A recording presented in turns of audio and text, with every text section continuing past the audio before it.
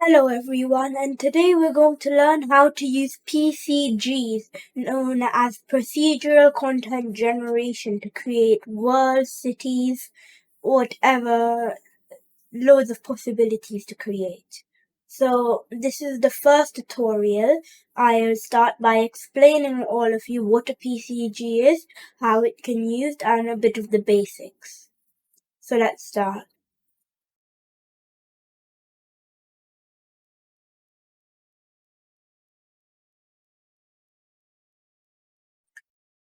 First of all, PCG is like a generation where you content generation where you can choose what content you would like, just say a few pieces, and make it into as large as you would like. For example, this whole landscape can become like in only 5 minutes a cubed landscape. There's hundreds of cubes everywhere. So that's literally just the meaning of PCG.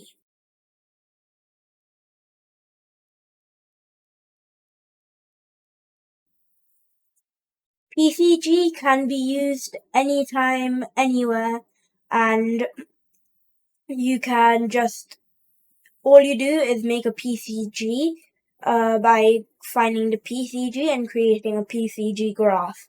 If you don't have the PCG graph, you have to go to Edit and go to the plugins, and you should find PCG, Procedural Content Generation, which you could use for creating things. So, well, let's get into it.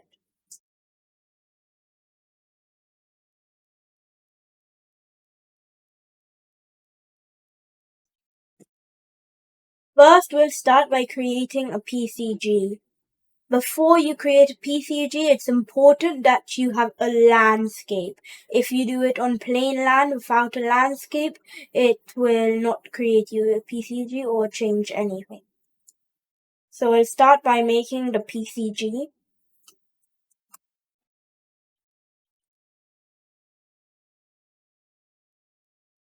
So this is the input. In is just for nothing. There's no big deal for it. Input is for how would you like click a key for anything to change. Actor, these four we won't be covering, and this one we'll be covering later, or we won't cover. The landscape is the main thing we are going to choose. So we'll start by taking a landscape and plugging it into a surface sampler. And the surface sampler will make sure how many, whatever you would like per things are there. So, for example, my point mesh, it's going to be scattered, is the PCG cube. You can change it anytime you would like. And, well, you can choose how many PCG cubes would you like per square meter. I mean, how many square meter would you like for every PCG? So you can just save this, and before, you need to make sure you debug this. If you want to debug it, you can either click this or click on the surface sampler once more and click the D button. Click again, click D. And to make sure it's debugged, it will have a blue octagon on the right, the top left hand side. Let's save, and let's go to the PCG map. To drag a PCG in, we will take the PCG and put it in the map. If you see, this line is the bounds for our PCG. We can extend it how much we would like, amount. This will make more.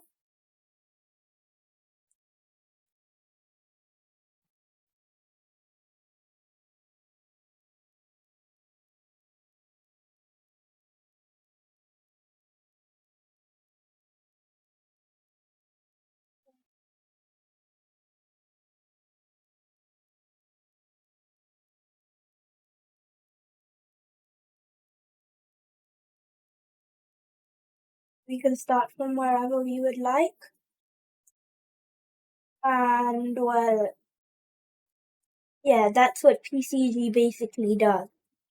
For example, you can make a forest or whatever you would like in less than 10 minutes, but in this video we'll just be covering the basics.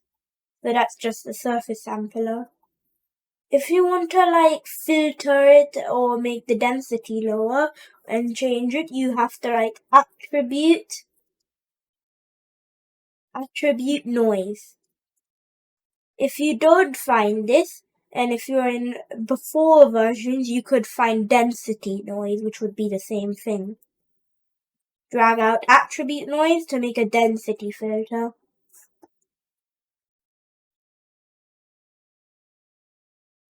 And well, that's the density filter. Plug out the density filter, and you can make transform points.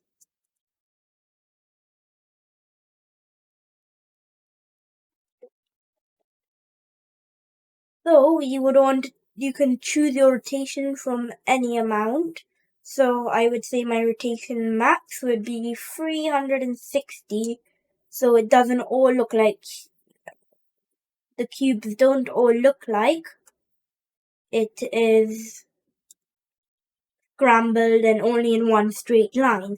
It will look like it's scrambled. So save. And if you go back, it will not. So maybe you have to debug it. Go back.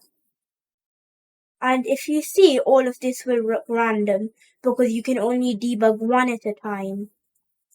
Now if you go back to the map, everything will be scrambled in 360 degrees in any amount. So that's PCG. If you want to change like anything, you can change the shape by writing static mesh spawner. Choose the mesh you would like. The mesh entries is what you could use to make it random. One mesh entry will only make one scattered everywhere.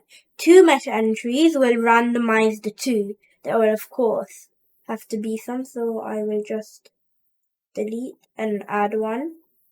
Now you can choose which static mesh you would like, but in this case I am just going to add a simple like pavestone or something. So you can download. I use Bridge because they have tons of forests and things. So then you can go back to PCG.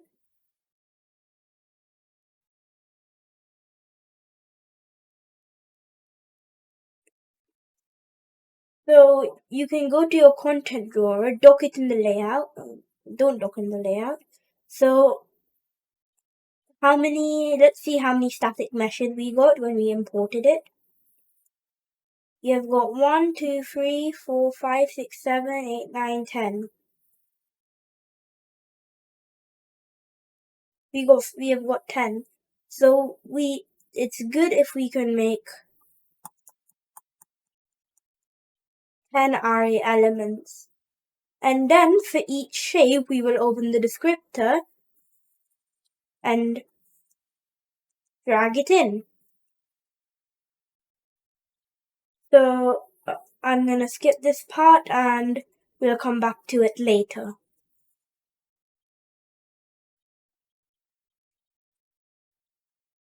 Okay, so now I am back.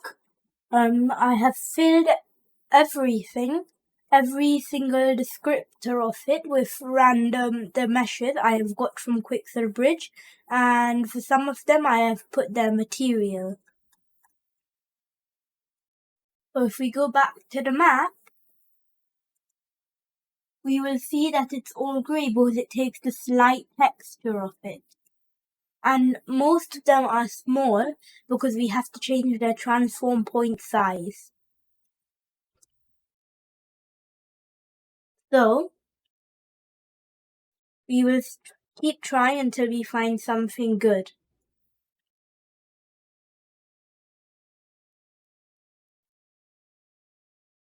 So this is the average size of each of the blocks, and it scatters all of this. You can change it for trees, anything you would like. You can even make it, maybe I'll put it to 15 each. And then the PCG, it's shortened. So that is it for today's lesson. So this was just the basics. There is more to be on the channel soon, as we have just this is just a beginner. We haven't finished everything. This is the first tutorial. There will be a playlist coming soon full of everything of the PCG. And yeah, there is more tutorials.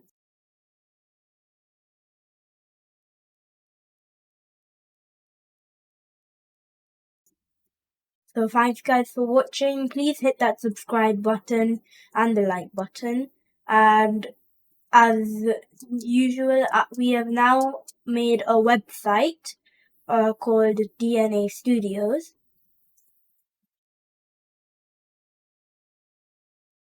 So